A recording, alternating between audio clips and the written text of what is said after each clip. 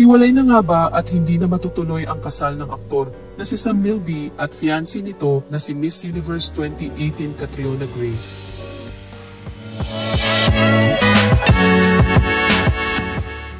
Palaisipan ngayon sa mga netizens ang kumalat na balitang hindi na mahagilap sa Instagram account ng beauty queen ang mga larawang kuha sa kanilang engagement.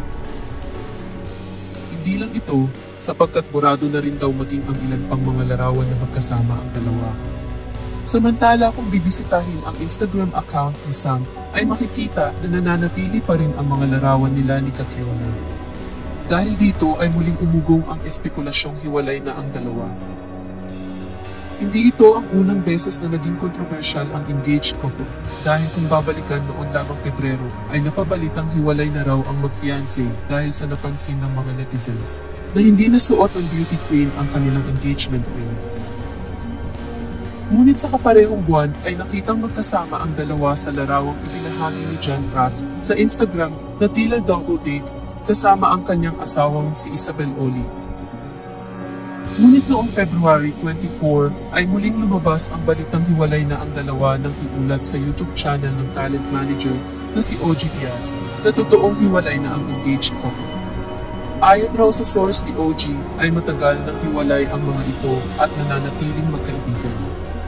Dagdag pa noon ng talent manager ay sa katunayan noong nagdiwang raw ng 30th birthday si Catriona noong January ay hiwalay na sila ni Sam. Napagtanto raw ni Sam na hindi pa siya handang pakasalan ang beauty queen. Matapos siyang mag-propose kay Catriona noong February 2023. Kasunod nito ay naglabas ng opisyal na pahayag ang talent management ni Sam at Catriona upang linawin ang kumakalat na isyong hiwalayan at inamin nitong mayroong hinaharap na pagsubok ang dalawa ngunit sinusubukan nilang ayusin. Nakiusap din ang talent management na bigyan ng pribadong panahon ang dalawa na maayos ang pinagdadaanan ng kanilang relasyon.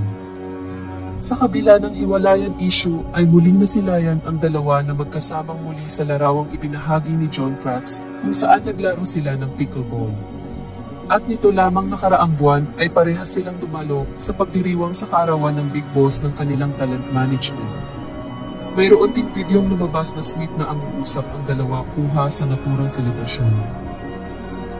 Ngunit tila ngayong hindi na mahagilap ang engagement photos sa Instagram ng beauty queen, ay muli na namang umusbong ang hakang maaaring hiwalayan ng mag-fiancé. Samantala, napakomento naman ang ilang netizens sa isyong ito. Saad ng ilan sa nagkomento, there must be very valid reason for the breakup. Advance naman kayo mag-isip, wag naman sana.